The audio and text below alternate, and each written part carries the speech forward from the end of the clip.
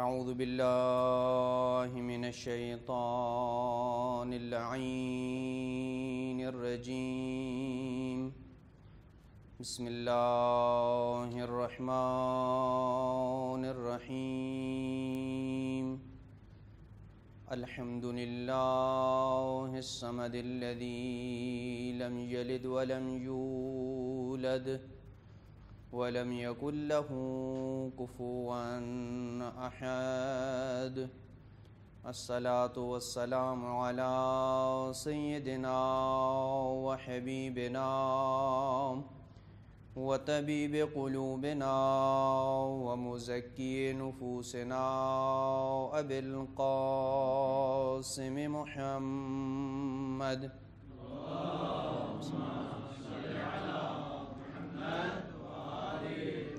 ثم الصلاة والسلام على أهل بيته الطيبين الطاهرين المعصومين الذين ذهب الله عنهم الرجس وطهرهم تطهيرا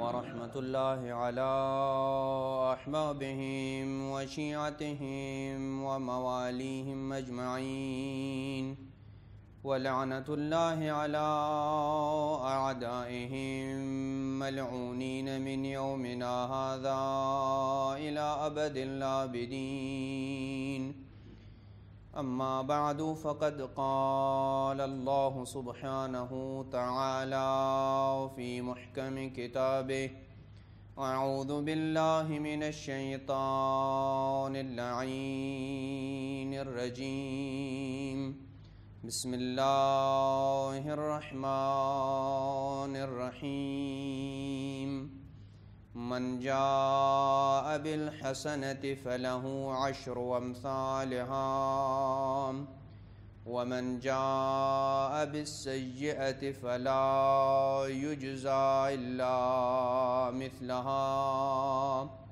وهم لا يظلمون صلوات بر محمد وآل بيت محمد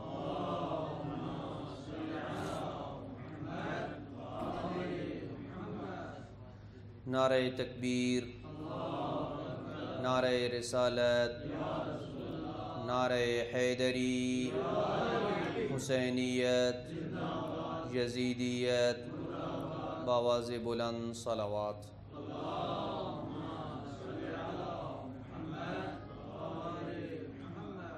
دعا ہے کہ رب العزت ہماری اس عبادت کو اپنی بارگاہ میں شرف قبولیت عطا فرمائے، عزاداران سید الشہداء کی حفاظت فرمائے اور اس وبا کا خاتمہ فرمائے۔ جو مومنین و مسلمین اس وبا میں مبتلا ہیں، اس ذکر کے طفیل خداوند عالم کی ذات انہیں شفا یابی نصیب عطا فرمائے۔ اپنے اپنے مرحومین کی بخشش کے لیے اور اس ذکر کی قبولیت کے لیے بآواز بلند صلوات۔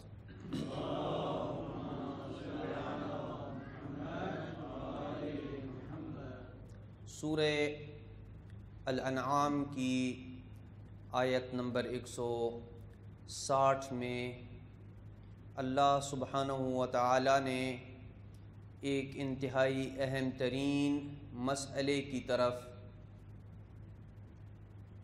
اہل اسلام کی توجہات کو مبذول کرایا۔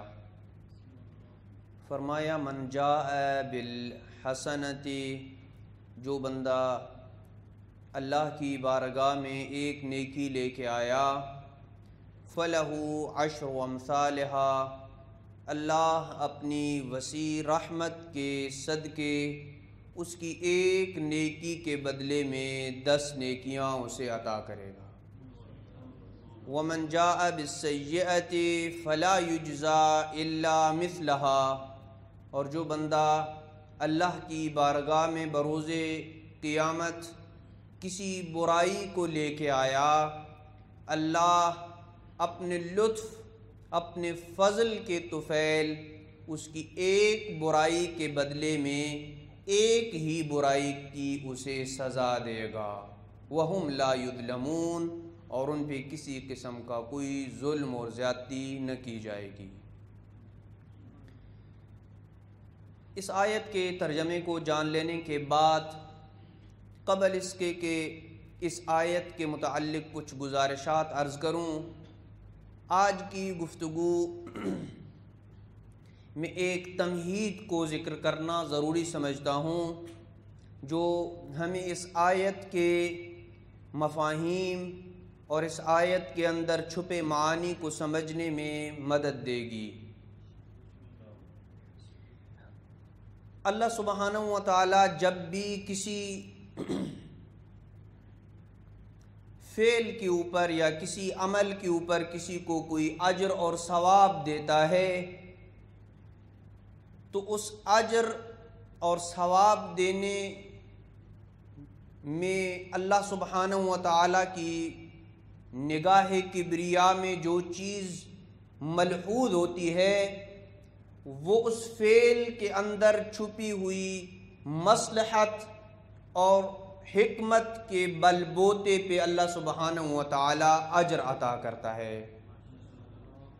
اللہ سبحانہ و تعالی یہ نہیں دیکھتا کہ یہ فعل کتنا زیادہ ہے کتنا کم ہے، بلکہ اس کی ذات کمیت اور کیفیت کو پس پشت ڈال کے اس چیز کی طرف نگاہ کرتی ہے کہ میں اللہ نے اس فعل کے اندر جو مصلحت اور حکمت رکھی ہے، میرے عبد نے اپنے فعل کے ذریعے اس مصلحت کو پورا کیا ہے، وہ مصلحت متحقق ہوئی ہے، وہ مصلحت وجود میں آئی ہے یا نہیں آئی۔ مصلحت وجود میں آ گئی تو فعل اگر ایک لمحے کا ہو، اللہ اس کے اوپر وہی اجر عطا کرتا ہے جو اللہ نے اس مصلحت کی بنیاد پہ اجر مقرر کیا ہوتا ہے۔ یہی وجہ ہے کہ کبھی فعل ایسا ہوتا ہے کہ جو ایک لمحے کا ہوتا ہے اور اللہ ثقلین کی عبادت نامہ اعمال میں درج کر دیتا ہے، اور کبھی ساری زندگی کی عبادتیں منہ کے اوپر مار دیتا ہے۔ وجہ یہ ہے کہ جو مصلحت اور جو حکمت اللہ نے رکھی تھی وہ متحقق نہیں ہوئی ہے۔ آپ ایک عبادت انجام دیتے ہیں جو 2 یا 3 سیکنڈ سے زیادہ کی عبادت نہیں ہے، 2 یا 3 سیکنڈ سے زیادہ اس عبادت کے اوپر نہیں لگتے۔ اللہم صلی علی محمد و آل محمد، صلوات بھیجئے محمد و اہل بیت محمد کی ذات پہ۔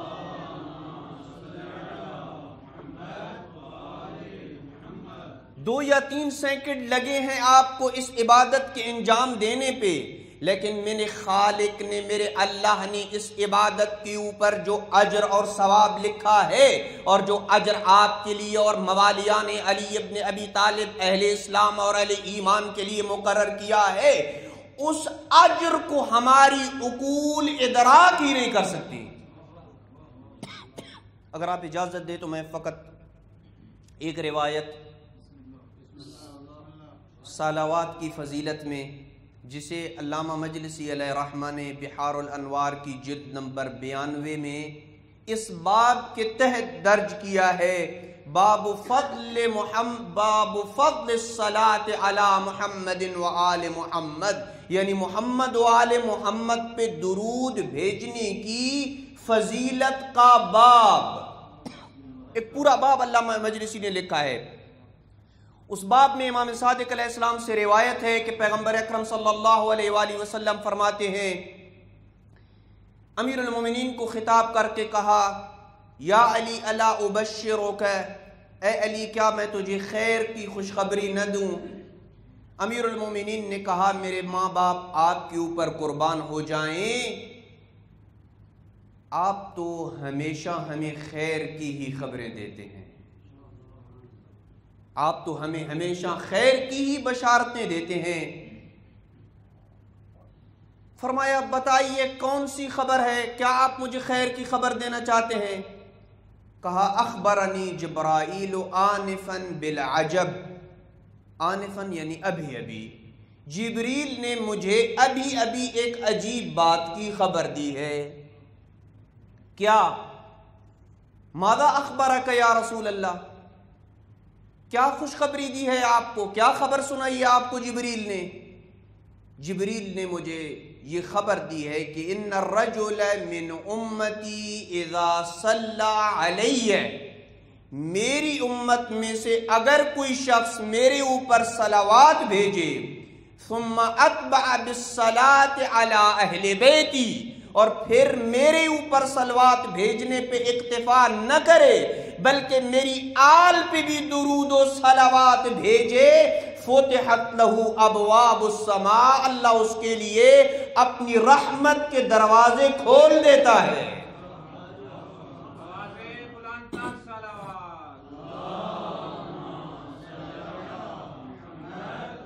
وَصَلَّتْ عَلَيْهِ الْمَلَائِكَةُ 70 صَلَاةً، ادھر میرا بندہ محمد والے محمد پہ ایک صلوات بھیجتا ہے، اللہ کے ملائکہ اس پہ 70 مرتبہ صلوات بھیجتے ہیں، اور اس بندے کے گناہ یوں جھڑ جاتے ہیں کہ جیسے موسم خزاں میں درختوں کے پتے جھڑ جاتے ہیں۔ یقول اللہ تبارک و تعالی یا ملائکتی یا اے میرے ملائکہ، اللہ کی آواز آتی ہے ملائکہ کو مخاطب کر کے، اللہ کی ذات کہتی ہے اے میرے ملائکہ انتم تصلون علیہ 70 صلاۃ، تم میرے اس بندے پہ 70 مرتبہ صلوات بھیجتے ہو، انا اصلی علیہ 700 صلاۃ، میں اپنے بندے پہ 700 مرتبہ رحمت نازل کرتا ہوں۔ یہ کتنے سینکڑ کی عبادت ہے جس کے نتیجے میں اللہ سبحانہ و تعالی کسی بندے مومن کے اس چھوٹے سے عمل کے نتیجے میں 700 مرتبہ اس کے اوپر اپنی رحمت کی بارش نازل کرتا ہے، اس لیے کہ اس بندے نے اس حکمت کو وجود میں لایا ہے، اس مصلحت کو وجود میں لایا ہے جو اللہ نے صلوات پڑھنے کے اندر رکھی ہے۔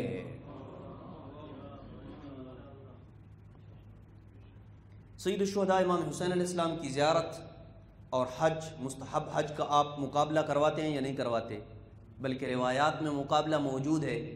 یہ ابھی لاسٹ میں جو عرفہ کی زیارت گزری ہے، اگر آپ اس کا اور مستحب حج کا آپس میں مقابلہ کروائیں تو آپ کا کیا خیال ہے؟ سید الشہداء کی زیارت افضل ہے یا مستحب حج افضل ہے؟ ہاں جی، آپ نے یقیناً زیارت کی ہوگی، جو کربلا موفق ہوئی ہیں خدا انہیں مزید عاشور کی زیارت کے لیے موفق فرمائے، جو کربلا نہیں جا سکا اس نے یقیناً نجف اشرف میں بیٹھ کے مولا کی زیارت کی ہوگی۔ آپ کا یہاں نجف میں بیٹھ کے ہر سال زیارت سید الشہداء انجام دینا یا کربلا کی سرزمین پہ روز عرفہ امام حسین کی زیارت انجام دینا یہ افضل ہے، یا ہر سال آپ کا حج بیت اللہ انجام دینے کے لیے مکہ میں مستحب حج کرنا یہ افضل ہے؟ کیا افضل ہے جی؟ آپ کہیں گے کہ روایات میں یہی ہے کہ حج کی نسبت، مستحب حج کی نسبت زیارت سید الشہداء افضل ہے۔ کتنی افضلیت ہے میں بیان کر رہا ہوں، لیکن اگر عمل میں مشقت کو دیکھنا ہے تو مستحب حج میں مشقت زیادہ ہے یا زیارت سید الشہداء میں مشقت زیادہ ہے؟ حج میں یقیناً مشقت زیادہ ہے، جو افراد گئے ہیں انہیں پتہ ہے حج واجب ہو یا مستحب ہو عمل وہی انجام دینا پڑتا ہے، عرفات میں اتنا ہی ٹائم لگتا ہے، مینا اور مزدلفہ اور اتنی ہی مشقتیں انجام دینی پڑتی ہیں، خرچہ پاکستان سے اپنے ملک سے مکہ جانے کا اتنا ہی خرچہ ہے تیرا، تو کربلا میں بیٹھ کے 5 یا 10 منٹ میں بغیر کوئی خرچ کیے سید الشہداء کی زیارت کرے، تیرا یہ زیارت کرنا 1000 حج 1000 عمرے راہ خدا میں 1000 حج سے افضل قرار پاتا ہے۔ کیوں؟ وجہ کیا ہے؟ اس لیے کہ سید الشہداء کی زیارت جیسے مختصر عمل میں جو اللہ نے حکمت رکھی ہے، جو اللہ نے مصلحت پوشیدہ کر دی ہے، تیرے 5 منٹ یا 10 منٹ کے اس عمل سے وہ مصلحت متحقق ہو گئی ہے۔ اس وجہ سے 1000 حج کا ثواب ملتا ہے، 1000 عمروں کا اللہ ثواب لکھ دیتا ہے۔ بلکہ شیخ عباس قمی نے مفاتیح الجنان اور دیگر زیارات کی کتابوں میں یہ درج کیا ہے کہ عرفہ کے دن سید الشہداء کے گنبد کے نیچے ہونا یہ عرفات میں ہونے سے افضل ہے۔ ایسی ہے یا نہیں ہے؟ وجہ کیا ہے؟ وہی نقطہ۔ اور بعض اوقات ایسے ہوتا ہے کہ توجہ میری طرف کیجئے گا، بعض اوقات ایسے ہوتا ہے کہ جو عمل آپ انجام دینا چاہتے ہیں، جس میں اللہ نے وہ مصلحت رکھی ہوتی ہے، وہ عمل آپ چھوڑ کے کوئی اور عمل آپ انجام دیتے ہیں جس سے وہی مصلحت متحقق ہو جائے، تو اس چھوڑے ہوئے عمل کا ثواب بھی اتنا ہی ملتا ہے۔ شاید توجہ نہیں کی۔ میں اس کو ایک تاریخی واقعے کی روشنی میں اگر بیان کروں تو شاید زیادہ سمجھ آئے گا۔ صلوات بھیجیں محمد و اہل بیت محمد کی ذات پہ۔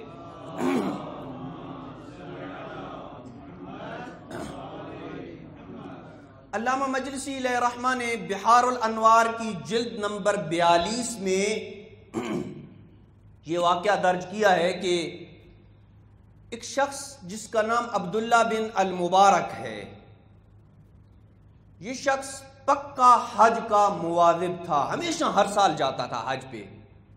زندگی میں مسلسل 50 سال اس نے حج کیا۔ جس بندے نے مسلسل 50 سال حج کیا ہو، اگر وہ 1 سال کورونا کی وجہ سے حج پہ نہ جائے،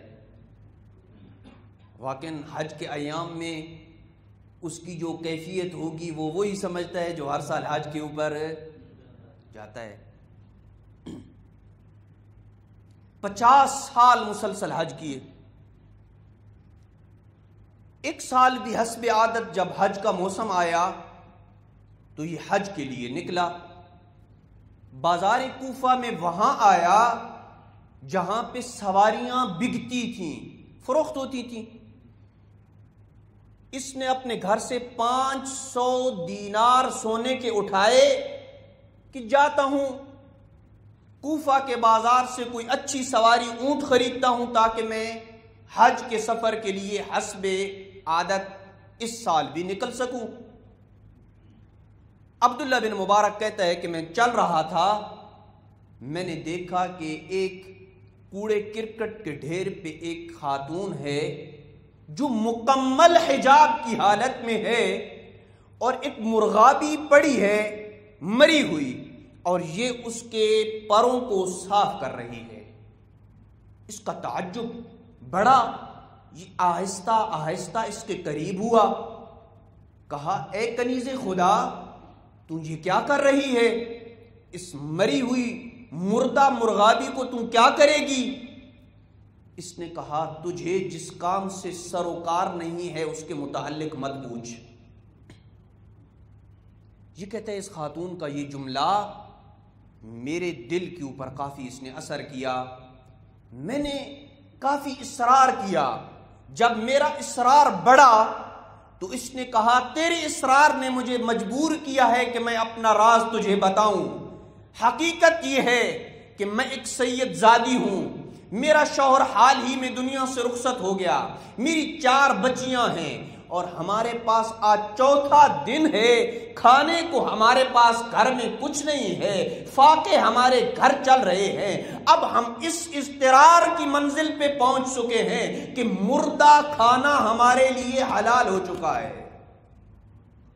میں یہ مرغابی صاف کر رہی ہوں کہ میں گھر جاؤں گی، میں اپنی بچیوں کو بتائے بغیر کوئی کھانے کا انتظام کروں گی اور انہیں کہوں گی کہ میں بازار سے تمہارے لیے گوشت خرید کے لے آئی ہوں۔ عبداللہ بن مبارک نے جب یہ سنا تو اپنے دل میں ہی کہا ویحک یبن المبارک این انت عن ہذہ، اے وائے ہو، بربادی ہو اے ابن مبارک، تو کہاں چلا ہے حج کے لیے؟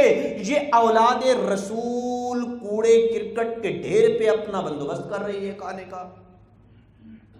کہا میں نے خاتون کو کہا کہ اپنی چادر آگے بڑھا، خاتون نے اپنی چادر آگے بڑھائی، میں نے اپنے جیب سے 500 سونے کی دینار نکالے اور اس کی چادر میں پھینک کے یہ کہہ کے واپس چلا گیا کہ اس سال حج کو نہیں جاتا۔ جس عمل کی انجام دہی کے لیے جا رہا تھا، میں نے یہ مثال دے دی، اس سال حج کو نہیں جاتا۔ روایت میں ہے کہ اللہ سبحانہ و تعالی نے یہ حج کا اتنا عاشق تھا کہ اللہ نے اس سال اس کے دل سے حج کا شوق ہی نکال دیا۔ اس سے یہ زادی کی مدد کرنے کے نتیجے میں حج ہو گیا، موسم حج ختم ہوا، کوفہ میں لوگ حاجی واپس آنا شروع ہوئے۔ یہ اپنے پڑوسیوں، اپنے بھائیوں، اپنے دوستوں کو ملنے کے لیے گیا۔ جب ان کے پاس پہنچا ان کے گھر میں تو ہر حاجی کو یہی کہتا، قبل اللہ حجک وشکر سعیک، اللہ تیرے حج کو قبول کرے اور تیری کوشش اور سعی قابل شکریہ ہے۔ جب میں انہیں یہ کہتا تو وہ سامنے سے مجھے کہتے، یا عبداللہ بن مبارک قبل اللہ حجک وشکر اللہ سعیک، اللہ تیرے حج کو قبول کرے اور تیری سعی اور کوشش بھی قابل شکریہ ہے۔ یہ کہتے ہیں میں تو تعجب میں پڑ گیا، میں تو حج پہ گیا ہی نہیں۔ ہر بندہ، ہر حاجی مجھے یہ کہہ رہا تھا، عبداللہ میں نے تجھے مینا میں دیکھا تھا، ہم اکٹھے بیٹھے رہے تھے، ہم نے اکٹھے کنکریاں ماری تھی، عبداللہ ہم نے عرفات کے میدان میں اکٹھی دعائے عرفہ پڑی تھی، ہم مزدلفہ میں ایک ایک اعمال گنتے۔ یہ دل میں تعجب کے عالم میں گھر واپس آیا، وضو کیا، 2 رکعت نماز پڑھی اور اسی شش و پن کے عالم میں سو گیا۔ جب سویا خواب میں رسول خدا صلی اللہ علیہ وآلہ وسلم کی زیارت ہوئی۔ پیغمبر اکرم صلی اللہ علیہ وآلہ وسلم نے عبداللہ بن مبارک کو یہ جملہ کہا، فَإِنَّكَ اغثت ملہوفتا من ولدی، تو نے میری نسل سے ایک سید زادی کی مدد کی ہے۔ فسألت اللہ، میں نے اللہ سے یہ دعا مانگی کہ اللہ تیری شکل میں ایک فرشتہ پیدا کرے جو قیامت تک تیری نیابت میں حج کرتا رہے۔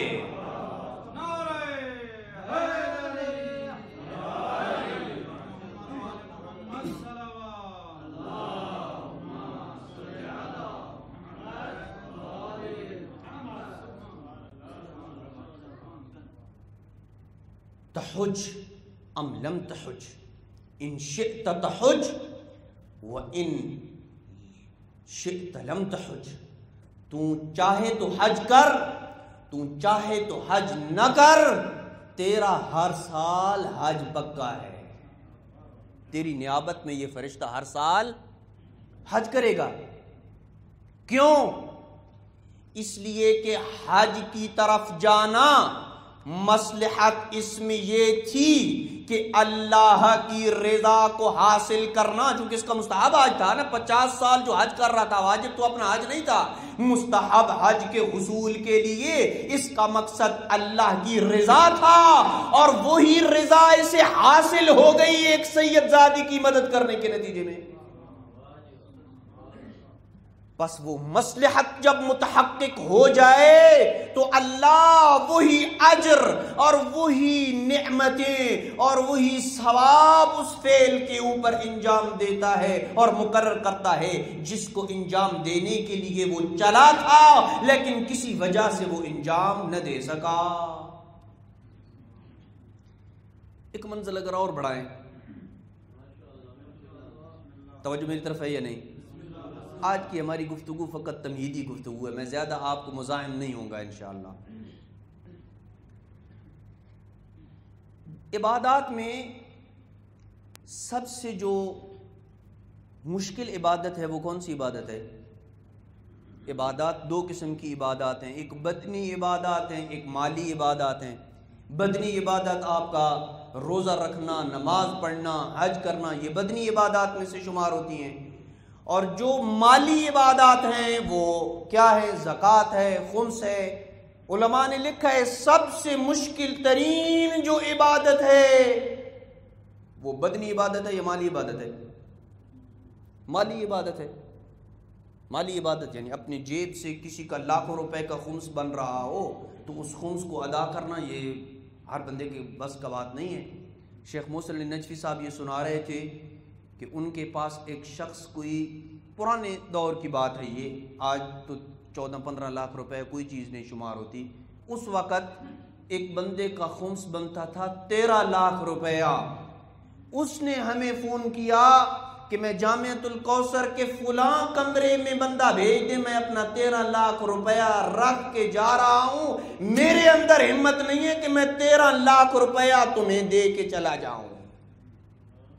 اس کا مطلب یہ کیا ہے؟ مالی عبادت کی ادائیگی مشکل ہوتی ہے، لیکن وہ مالی عبادت صدقے کی صورت میں ہو، زکوٰۃ کی صورت میں ہو، خمس کی صورت میں ہو، اور مالی عبادتیں جو لکھی گئی ہیں، اگر تھوڑی سی مقدار میں بھی انجام دیں، جتنا تیرے اوپر واجب ہے، اگر اس کو انسان انجام دیتا ہے، اس کے اندر چھپی ہوئی اور پوشیدہ مصلحت جب متحقق ہو جاتی ہے، پھر اللہ مال و رزق کی فراوانی عطا کر دیتا ہے، اور اتنی فراوانی عطا کرتا ہے کہ تیری اور میری عقل اس کا ادراک نہیں کر سکتی کہ جتنی فراوانی اللہ مالی عبادتوں کی ادائیگی کے اوپر عطا کرتا ہے، تیرا مال بھی پاک ہو جاتا ہے، تیری نسل بھی پاک ہو جاتی ہے، اور تیرا سب کچھ پاک ہو جاتا ہے، تیرا لقمہ پاک ہو جاتا ہے۔ جب لقمہ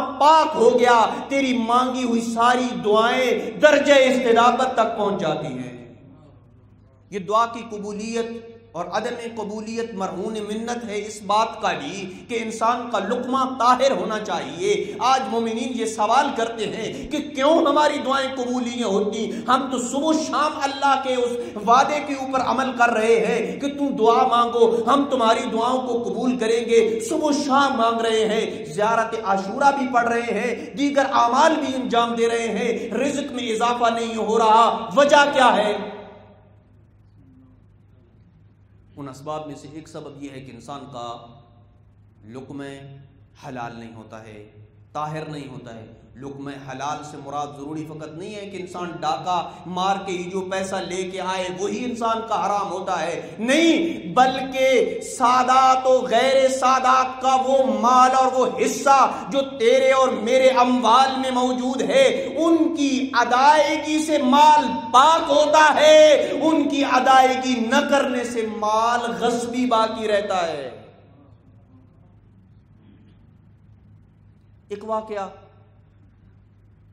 اس عبادت کی ادائیگی کے لیے کہ کتنا تھوڑا سا انسان اپنا حق ادا کرے، اس کے اندر جب مصلحت متحقق ہو جاتی ہے تو اللہ سبحانہ و تعالی کتنا انسان کو اجر عطا کرتا ہے، کتنی انسان کی اللہ سے قربت بڑھ جاتی ہے۔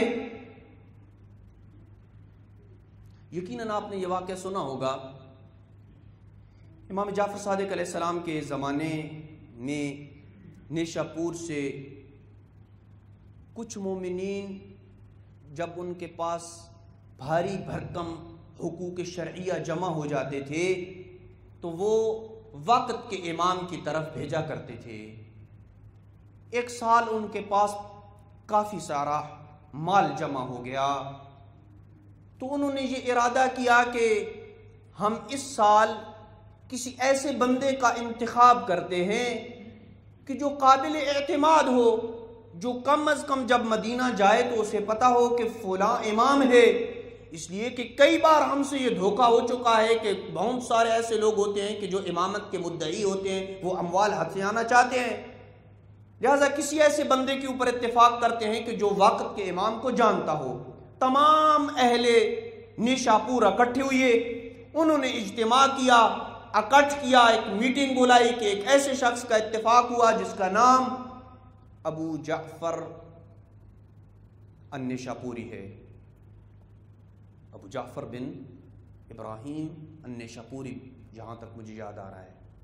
ابو جعفر اس کی کنیت تو مجھے کنفرم ہے. ابو جعفر کو بلایا گیا، بڑا قابل اعتماد بندہ تھا. کہا ابو جعفر ہم آپ کو یہ ذمہ داری دینا چاہتے ہیں کہ تم ہمارا یہ بھاری بھرکم، ہمارے پاس خمس ہے، حقوق شرعیہ ہیں،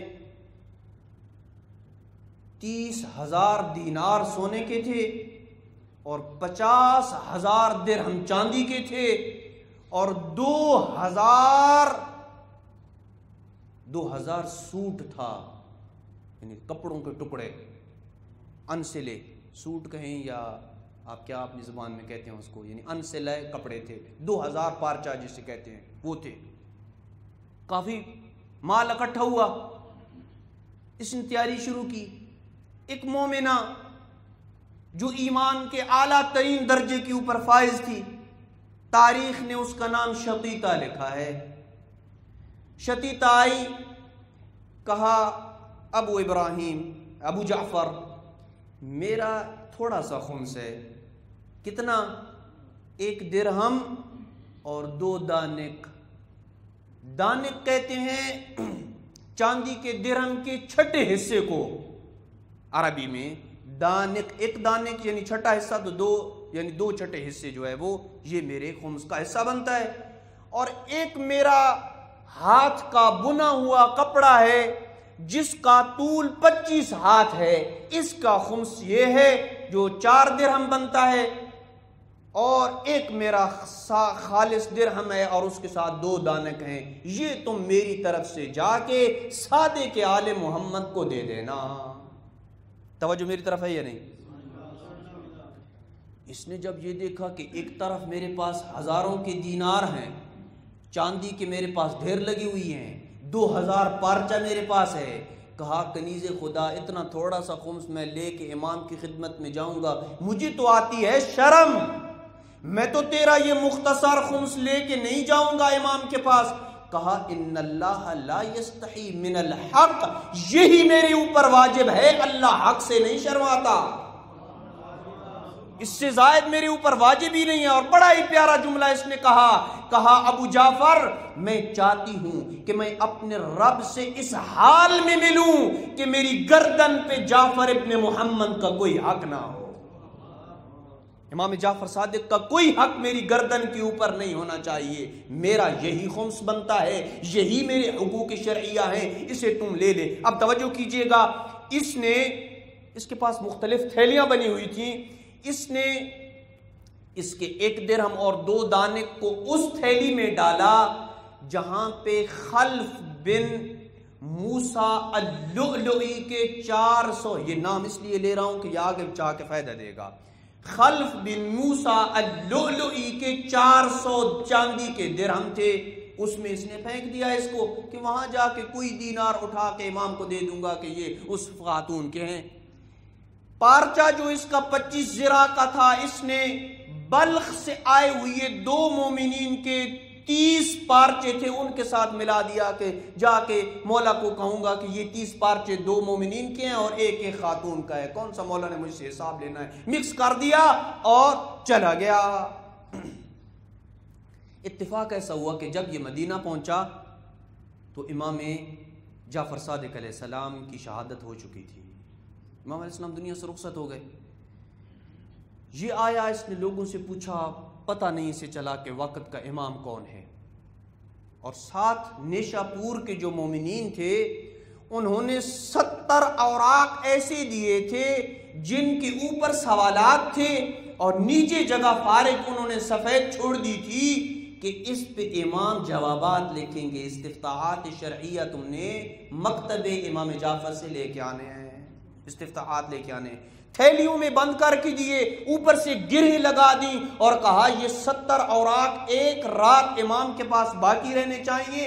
جب صبح تم جاؤ گے تو امام علیہ السلام سے یہ تھیلیاں جب واپس لوگے، اگر ان کی گرہیں کھلی ہوئی تو اپنا مال لے کے واپس آ جانا، اگر یہ گرہیں کھلی ہوئی نہ ہوئی تم اپنے اوراق نکال کے چیک کرنا، اگر ان پہ مہر کے ساتھ جوابات موجود ہوئے تو مال دے دینا. یہی جعفر ابن محمد ہوگا. مدینہ پہنچا، امام کی وفات ہو چکی تھی، پریشان ہوا، میرے پاس مال ہے، متاع ہے، پارچے میرے پاس بہت زیادہ ہیں، مسائل شریعہ کا جواب کس سے لوں گا؟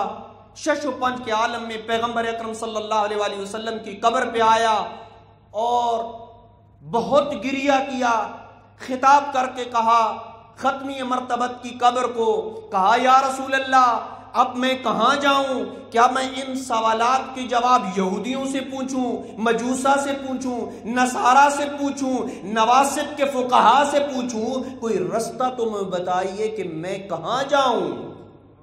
ابھی اسی شش و پنج کے عالم میں تھا، ایک بندے نے آ کے اس کا کندھا ہلایا اور کہا تمہیں کسی یہودی کے پاس جانے کی ضرورت نہیں، کسی مجوسی کے پاس جانے کی ضرورت نہیں، کسی ناسبی فقیہ کے پاس جانے کی ضرورت نہیں، موسیٰ بن جعفر تجھے بلا رہے، تیرے سوالوں کے جواب تیرے آنے سے پہلے ہم نے دے دیے، تیرے سوالوں کے جواب موجود ہیں، اپنی تھیلیاں لے کے میرے پاس آؤ۔ یہ اٹھا، امام کی خدمت میں آیا، امام نے کہا انا حجت اللہ، میں اللہ کی حجت ہوں، تیرا نام ابو جعفر بن ابراہیم النیشا پوری ہے۔ اطمینان دل کو آیا، کہا تھیلیاں مجھے دو۔ توجہ کیجیے گا اسی جملے کے اوپر، تھوڑا جس میں مصلحت متحقق ہو جائے انسان کو اجر ملتا ہے اور قربت الہی کا حصول ہوتا ہے۔ تھیلیاں میری طرف کرو۔ امام علیہ السلام نے تھیلیاں لی، کھولا، 30,000 دینار کو ایک سائیڈ پہ رکھا، 50,000 چاندی کے درہم کو امام موسیٰ بن جعفر نے ہاتھ میں لگایا، تھیلی میں سے ایک درہم اور 2 دانے نکال کے کہا ابو جعفر ہذہ درہمھا، یہی شقیقہ کا درہم ہے یا نہیں؟ یہی شقیقہ کا درہم ہے؟ کہا ہاں یہی شقیقہ کا درہم ہے۔ پھر سائیڈ پہ رکھا اور پارچوں والی وہ تھیلی اٹھائی جس میں 2 بلخی بھائیوں کے 30 پارچے تھے۔ کہا کیا یہ وہی تھیلی ہے کہ جس میں 2 بلخی بھائیوں کے 30 پارچے ہیں اور اس میں ایک پارچہ شتیتا کا ہے جس کا طول 25 ذراع ہے؟ یقین ہو گیا کہ اس کو یہ کون ہے؟ یہی وقت کا امام ہے۔ اب آئیے میں نص عربی کی وہ پڑھنا چاہتا ہوں اگر آپ اجازت دیں، کہ جو امام موسیٰ بن جعفر نے پڑھی ہے، صلوات بھیجیں محمد والے بیت محمد کی ذات پہ۔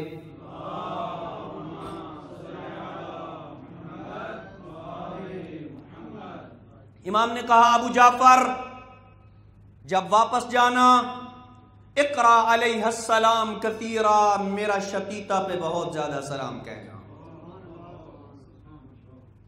میرا شتیتا پہ، بڑے بڑے جنہوں نے خمس کے ڈھیر لگا کے بھیجے تھے ان کی طرف امام نے سلام کا جواب نہیں بھیجا، ایک درہم اور 2 دانت دینے والی مستحق ٹھہری ہے موسیٰ بن جعفر کے سلام کی۔ اقرا علیہ السلام، اور پھر کیا کہنا؟ شتیتا کو جا کے کہنا اللہ اکبر اللہ اکبر۔ کہا قد جعلت شقتک فی اکنافی، تیرے بھیجے ہوئے پارچے کو موسیٰ بن جعفر نے اپنے کفن میں رکھ دیا ہے۔ قد جعلت، شقہ کپڑے کے ٹکڑے کو کہتے ہیں، لمبے تھان کو، تیرے بھیجے ہوئے کپڑے کو موسیٰ بن جعفر نے اپنے کفن میں رکھ دیا ہے۔ وَبَعَثْتُ إِلَيْكَ بِهَذِهِ، توجہ کیجئے گا عربی کے ان جملوں کی طرف، وَبَعَثْتُ إِلَيْكَ بِهَذِهِ مِنْ أَكْفَانِنَا، اور میں اپنے کفن کا ایک ٹکڑا تیری طرف بھیج رہا ہوں۔ یہ کفن کا ٹکڑا کہاں سے آیا؟ کہاں سے آیا یہ کفن کا ٹکڑا؟ کہا من قطن قریتنا سریا، ہمارے ایک گاؤں، ایک دیہات جس کا نام سریا ہے، وہاں کی کپاس اور روئی سے یہ بنایا گیا ہے۔ کس کا تھا یہ کریا؟ کریت فاطمہ علیہ السلام، یہ نبی کی اکلوتی بیٹی فاطمہ کا کریا ہے۔ وَبِذْرُ قُطْنٍ كَانَتْ تَزْرَعُهُ بِيَدِهَا الشَّرِيفَ لِوُلْدِ أَكْفَانِ وُلْدِهَا، یہ فاطمہ نے کپاس کے بیج اپنے ہاتھوں سے بوئے تھے تاکہ اپنی اولاد کے لیے اس قطن سے کفن تیار کر سکے۔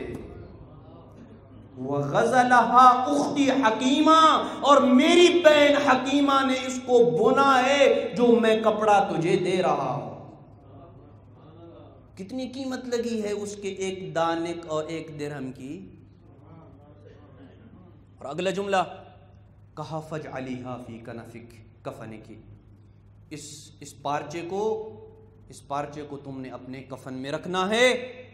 اور ابو جعفر پھر اپنا امام کا غلام تھا جس کا تاریخ نے نام لکھا ہے متعب، جئنی بکیسن، ایک تھیلی مجھے دو جس میں میرے حلال مال کی اپنے ہاتھوں سے کمائی موجود ہے، میں موسیٰ بن جعفر ان سے 40 درہم اس کو ہدیہ کر رہا ہوں۔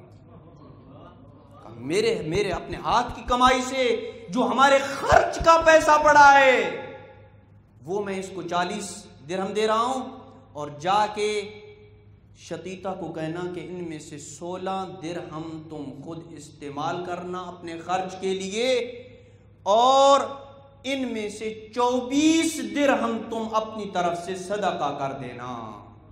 اور جا کے شتیتا کو میرا سلام کہنا اور کہنا ستعیش 19 لیلہ من دخول ابی جعفر ودخول هذا الکفن وهذه الدراہم، اور جب ابو جعفر تیرے پاس پہنچے گا اور جب یہ کفن اور 40 درہم تیرے پاس پہنچیں گے، اس کے بعد تو 19 راتیں زندہ رہے گی۔ پریشان نہ ہونا، ان بڑے بڑے درہم و دینار اور خمس کے انبار لگانے والوں کے جنازے نیشا پور کے علماء پڑھیں گے، تیرا جنازہ پڑھنے کے لیے میں موسیٰ بن جعفر مدینہ سے آؤں گا۔ انا اتولی علیک الصلاۃ، میں تیرا نماز جنازہ پڑھنے کے لیے آؤں گا۔ اور ابو جعفر کو کہا ابو جعفر جب میں آؤں تو تم نے اظہار نہیں کرنا کہ یہ موسیٰ بن جعفر ہے، اس میں تیرے لیے بہتری ہے۔ ابو جعفر ختم، میں نے کر دی مجلس۔ ابو جعفر کہتے ہیں میں جب واپس گیا میرا لوگوں نے بڑا اچھا استقبال کیا، شتیتا بھی آئی، شتیتا کو میں نے مبارکیں دیں، امام کی جو طرف سے امانتیں ملی تھیں وہ دیں، اور اسے امام کے پیغام اور سلامات جب پہنچائے۔ ٹھیک 19 دنوں کے بعد شتیتا دنیا سے رخصت ہوئی۔ جنازہ بہت بڑا جنازہ ہوا، چونکہ یہ معروف ہو چکی تھی اپنے فضل و اپنے ایمان میں، امام علیہ السلام کی اس عظمت عطا کرنے کے بعد یہ بہت معروف ہو گئی۔ پھر امام علیہ السلام کی آمد ہوئی، اور امام علیہ السلام نے جو کام کیا اللہ اکبر، بڑا ہی کوئی عجیب کام تھا۔ امام علیہ السلام اپنی سواری کے اوپر سوار ہو کے آئے، سواری سے اترے، امام علیہ السلام اب اس شتیتا کو قبر میں اتارنے سے پہلے خود شتیتا کی قبر میں اترے، وَنَثَرَ تُرَابَ قَبْرِ الْحُسَيْنِ فِي قَبْرِهَا۔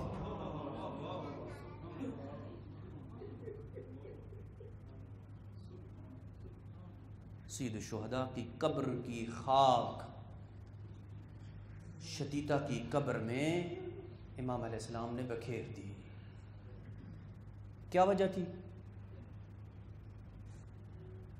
اس لیے کہ شتیتا کے دیے ہوئے درہم و دینار میں اتنا اخلاص تھا کہ جو اخلاص شاید اوروں میں ہو، اور اسی اخلاص کی اگر آپ نے مثال دیکھنی ہو تو کربلا میں اخلاص کی ساری مثالوں کی حدیں ختم ہو جاتی ہیں۔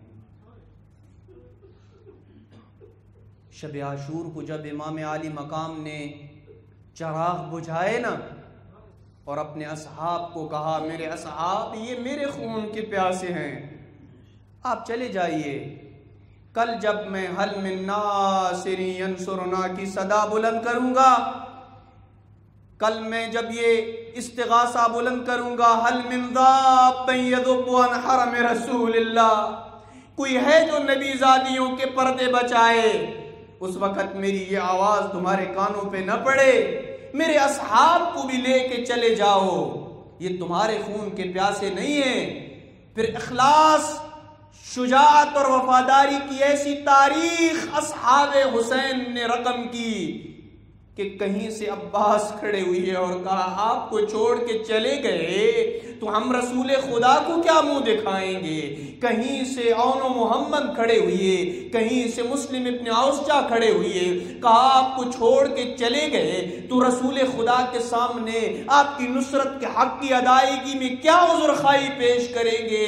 کہا اگر ہمیں 1000 بار 70 بار بھی ٹکڑے ٹکڑے کر دیا جائے، جلا دیا جائے، ہماری خاک کو ہوا میں اڑا دیا جائے، لیکن قطعاً بھی آپ کو چھوڑ کے جانے والے نہیں ہیں۔ ایک ایک اصحاب اپنی شجاعت اور اپنے اخلاص کا مظاہرہ کرتا رہا۔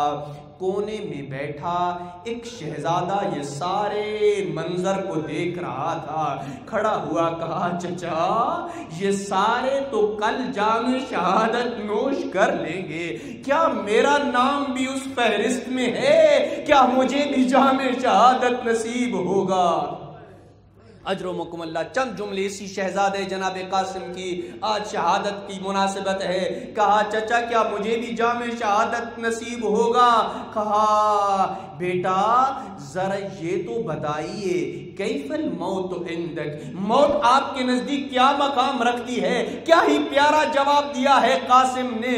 کہا احلا من العسل، چچا تیری گود میں اگر سر ہو اور روح نکل جائے تو یہ موت شہد سے زیادہ میٹھی ہے۔ اجرکم اللہ۔ کہا ہاں میرے لال کل تیری بھی شہادت ہوگی اور تیرے چھوٹے بھائی اصغر بھی جام شہادت نوش کرے گا۔ اپنا سننا تھا، خوش ہوئے۔ قاسم نے اپنا سنا، بہت خوشی محسوس کی، لیکن جب علی اصغر کی شہادت کا سنا ہاشمی غیرت تڑپی۔ کہا چچا کیا قوم اشقیا خیموں میں آ جائیں گے؟ اے قاسم میں کہوں گا تیری غیرت کو سلام، اور تو نے تصور کیا آج عباس بھی زندہ ہے، تو یہ تصور کر کے برداشت نہ کر سکا۔ آج قاسم عباس بھی زندہ ہے، علی اکبر بھی زندہ ہے، دیگر ہاشمی جوان بھی زندہ ہے، عباس بھی زندہ ہے، لیکن آج تو یہ برداشت نہ کر سکا۔ کل جب شام غریبہ ہوگی وہ ظالم خیموں میں آئیں گے، ایک بی بی دوسری بی بی کے پیچھے اپنا پردہ بچا رہی ہوگی، ایک بی بی دوسری بی بی کے اپنے پیچھے پردہ چھپا رہی ہوگی۔ یلدن بعضہن ببعض، اور ایک بی بی دوسری بی بی کے پیچھے چھپ کے اپنی چادر کا پردہ بنا رہی ہوگی۔ عزادارو دفتر قربانی کھلا، 10 محرم کا دن آیا، اصحاب نے ایک ایک کر کے قربانیاں دی۔ جب اصحاب با وفا چل گزرے، اب آ گئی بنو ہاشم کی باری۔ بنو ہاشم کے جوان بھی ایک ایک ہو کے قربان ہونے لگے۔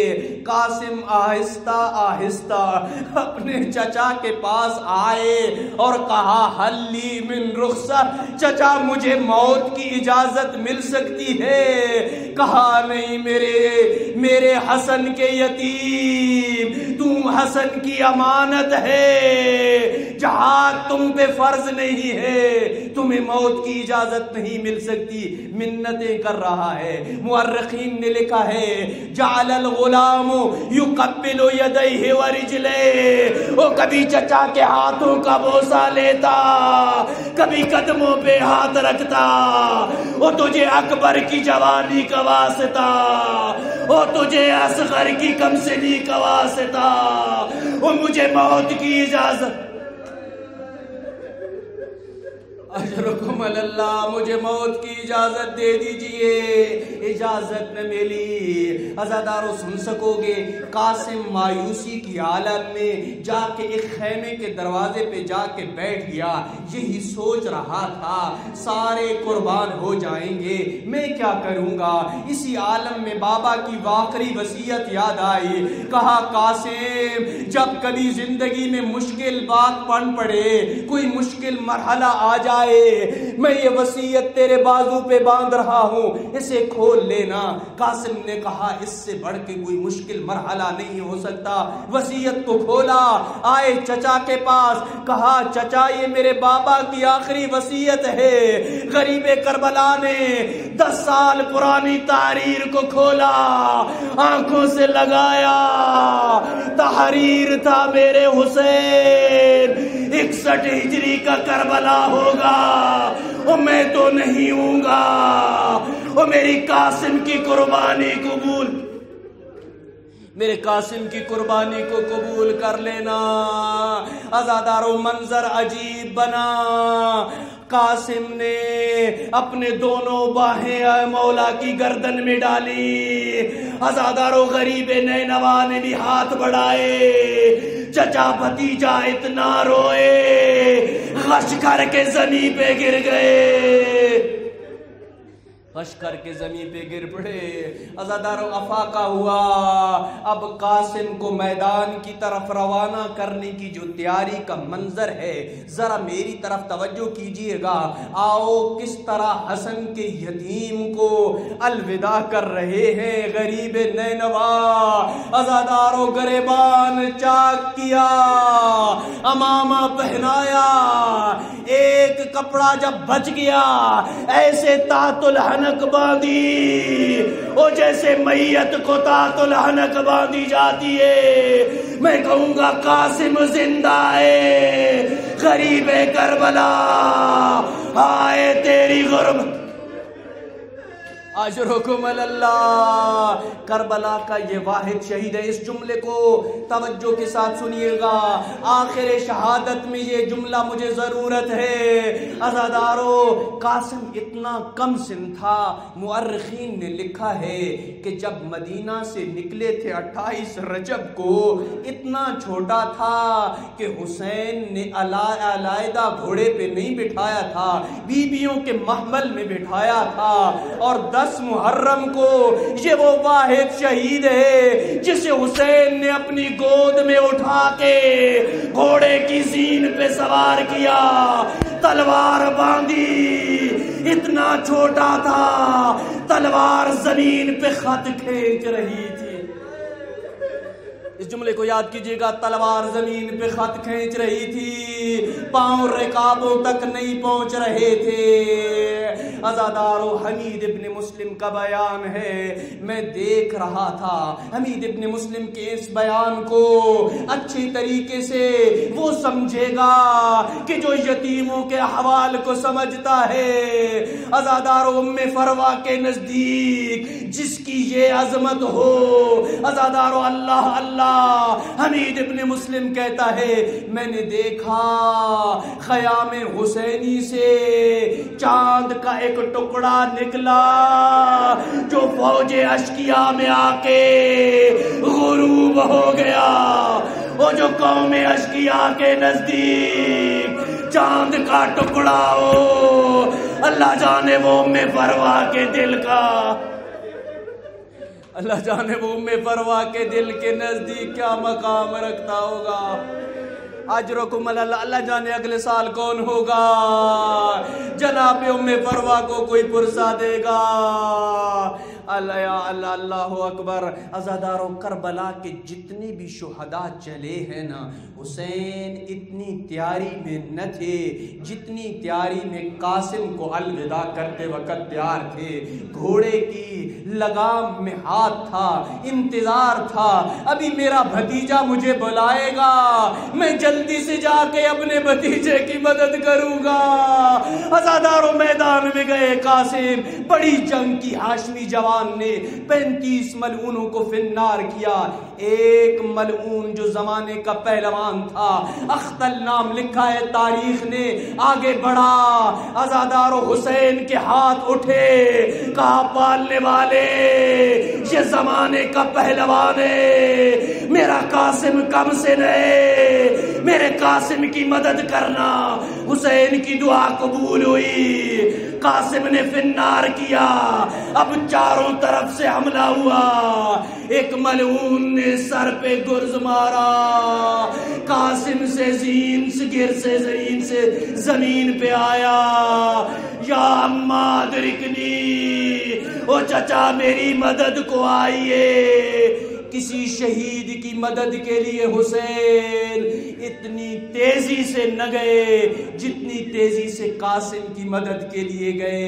عزادارو زمین کربلا پہ کچھ منظر عجیب بن چکا تھا، قاسم ایڑیاں رگڑ رہے تھے، حسین بجلی کی تیزی سے آگے بڑھا، قاتل قاسم کے ہاتھ پہ وار کیا، اس کا ہاتھ کٹا، اس نے ندا دی مجھے حسین کے غضب سے بچاؤ۔ 200 گھوڑا سوار آگے نکلا، مشرق کے گھوڑے مغرب کو، مغرب کے گھوڑے مشرق کو دوڑے، او چچا میری مدد کو آؤ، اجرکم اللہ، چچا میری مدد کو آؤ۔ غبار اٹھا، حسین لاشے قاسم پہ پہنچے، عجیب جملہ کہا، قاسم بیٹا مجھے معاف کر دینا، تو نے مدد کے لیے بلایا تھا اور میں تیری مدد کو نہ پہنچ سکا۔ اجرکم اللہ، قاسم ایک کام کرو گے، قاسم ہاتھ بڑھاؤ اپنے میری گردن میں ڈالو۔ قاسم نے ہاتھ بڑھائے، عزادارو یاد ہے نا وہ جملہ جب چلا تھا، حسین نے اٹھا کے زین پہ بٹھایا تھا، تلوار زمین پہ خط کھینچ رہی تھی، لیکن جب حسین نے اٹھایا، قاسم کا سینہ حسین کے سینے کے ساتھ تھا، پاؤں زمین پہ خط کھینچ رہے تھے۔ علماء نے وجہ لکھی ہے، جب مشرق کے گھوڑے مغرب کے گھوڑے مشرق کو دوڑے، قاسم کے جسم کے بند کھل گئے، قاسم کے لاشے کو اٹھا کے، آخری جملہ ختم ہو گئی میری مجلس، قاسم کے لاشے کو اٹھا کے وہاں لے کے آئے خیام میں، جہاں پہ شہید علی اکبر کا لاشا پڑا تھا۔ ام فروہ سامنے کھڑی تھی، زینب عالیہ سامنے کھڑی تھی، سکینہ 4 سال کی سامنے کھڑی تھی۔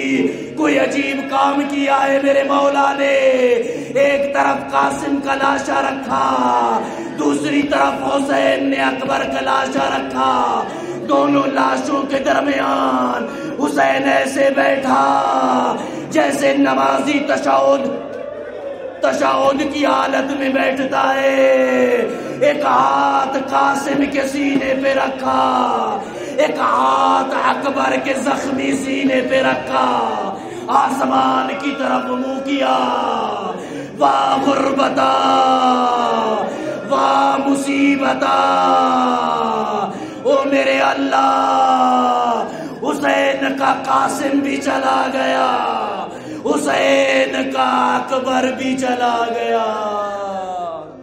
انا للہ وَإِنَّا إِلَيْهِ رَاجِعُونَ وَسَيَعْلَمُ الَّذِينَ ظَلَمُوا أَيَّ مُنقَلِبٍ يَنقَلِبُونَ۔